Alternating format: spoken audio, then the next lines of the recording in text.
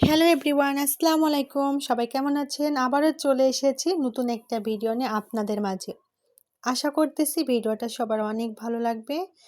তো আজকে দুপুরে কাঁচকলা দিয়ে তেলাপিয়া মাছের পাতলা ঝোল, সহজ রেসিপি।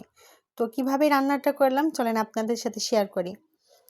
তো অনেকগুলো মাছ, তেলাপিয়া মাছ আমি খুব সুন্দর করে ধুয়ে নিয়েছি এবং 4টা কাঁচকলা আমি এখন খোসা ছাড়াই নিচ্ছি। আসলে কাঁচকলা দিয়ে মাছের তরকারিটা কিন্তু বেশ ভালো লাগে। আর কলাতে কিন্তু প্রচুর পরিমাণ আয়রন এবং ভিটামিন আছে। তাই আমাদের সবার শরীরের জন্য সবজি অনেক উপকারী। সবজি শরীরের জন্য অনেক অনেক উপকারী। তাই আমরা কিন্তু সবাই বেশি বেশি একটু সবজি খাবো। সবজি খাওয়ার কিন্তু চেষ্টা করব। অনেক বাচ্চা কিংবা অনেক বড়রাই কিন্তু সবজি পছন্দ করেন না। আসলে সবজি আমাদেরকে যে কোনো উপায়ে সবজি কিন্তু খেতেই হবে। তো কলাগুলো খুব সুন্দর করে কাটার পরে এখন আমি মাছগুলোতে লবণ, হলুদ এবং লাল মরিচের গুঁড়া দিয়ে খুব সুন্দর করে এখন একটু মাখাঝাকা করতেছি। মাছগুলো ভাজার আগে কিছুক্ষণ আগে 2-5 মিনিট আগে যদি লবণ, হলুদ, ঝাল মাখায় রাখলে মাছগুলো ভাজা কিন্তু খুবই সুন্দর হয়। তো কিছুক্ষণ মাছগুলো ভেজে একটু রেস্টে রেখেছিলাম। তো পরবর্তীতে আবার একটা কড়াই কিছুটা তেল দিয়ে একে একে মাছগুলো আমি তেলের উপর দিয়ে দিলাম। তো একটু অপেক্ষা করার পরে মাছগুলো যখনই ভাজা হয়ে গেল তখনই কিন্তু আমি আবারও মাছগুলো উল্টাই দিলাম। তো যে কথাটা বলতেছিলাম, সবজি অনেক বাচ্চারাই কিন্তু সবজি পছন্দ করে না, কিন্তু আমার বড় ছেলেটা সবজি কিন্তু ভীষণ পছন্দ করে। সে আবার মাছ মাংস একদমই পছন্দ করে না। আসলে সবার ভালো লাগা, সবার বৈশিষ্ট্য এক না। কেউ পছন্দ করে, কেউ করে না। আসলে তেলাপিয়া মাছটা কিন্তু আমার খেতে বেশ ভালো লাগে। আর তেলাপিয়া মাছটা কিন্তু আমার আব্বু ভীষণ পছন্দ করতো, সেখান থেকে কিন্তু আমার ভালো লাগা। কিন্তু আমার হাজবেন্ড আবার তেলাপিয়া মাছ একদমই পছন্দ করেন না। তো হাজবেন্ডের সাথে বিয়ে হওয়ার পরে তেলাপিয়া মাছ আমার সেরকম একটা খাওয়া হয় না।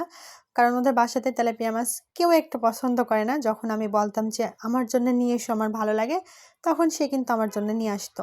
তো এখন যেহেতু সে বাহিরে থাকে আর আমার যেহেতু নিজের পছন্দগুলো নিজেকে প্রাধান্য দিতে হয়।